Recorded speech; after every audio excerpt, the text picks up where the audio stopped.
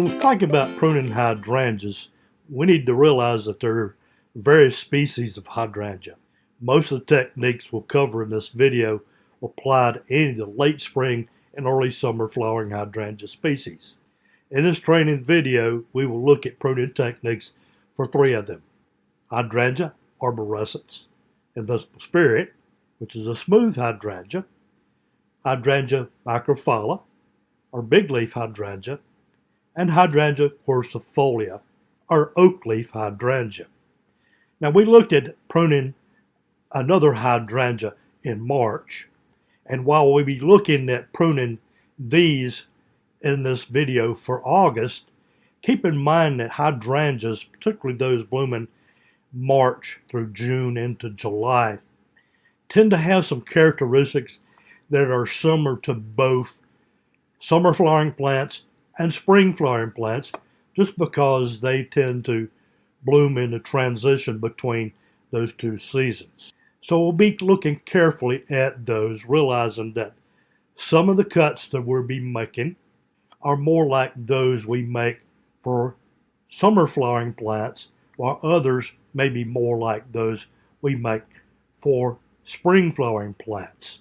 And so hydrangeas are kind of unique. And in fact, you find that sometimes pruning hydrangeas, as long as you're not cutting them harshly, is fairly simple almost any time of the year, except for the middle of winter. In this short video, we're going to talk about pruning hydrangeas. There's several kinds of hydrangeas that were used in the landscape trade, and those are plants that we get a lot of calls for as to how to prune and when to prune. The rule of thumb for pruning most flowering plants is to prune before they bloom for summer flowering plants and after they bloom for spring flowering plants. We're usually seeing two different species of hydrangea in this particular shot.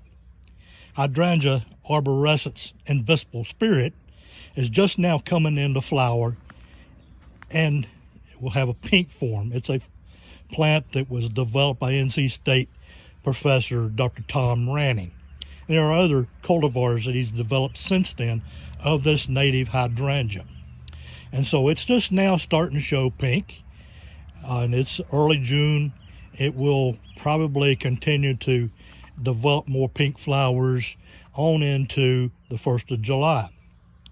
The blue form here, Nico Blue, is Hydrangea microphylla. Now, the Nico Blue would have been pruned, even though it's a spring flowering plant, probably would have been pruned just before flowering, just to remove dead tissue and last year's spent flowers. Sometimes we refer to that as deadheading. Deadheading also is a term you may see when we're pruning or cutting back perennials or annuals, such as marigolds or geraniums. Hydrangea microphylla, interestingly enough, here in western North Carolina, many of our old-time mountain people would call it high geranium, because the flowers, particularly the pink form, often look or remind them of geraniums. So if I prune this Hydrangea arborescens, I'm going to simply wait until it flowers and then cut off those dead spent flowers sometime in the fall, particularly after a good hard freeze. And in the spring, I may come in and find a few areas that I need to clip back, some dead branches, a few things like that. But for the most part, this hydrangea will be pretty much self-cleaning. This hydrangea is another native, Hydrangea quercifolia. Hydrangea quercifolia is a plant that we typically don't have to prune a lot. This is probably the most pollinator-friendly plant I have in my landscape. Hydrangea quercifolia is often covered with hundreds of different pollinator insects, honeybees, bumblebees, various kinds of moths and butterflies, etc. It's a very easy plant to manage. Occasionally I may have to cut out a few dead branches or thin the plant, but rarely do you have to prune it.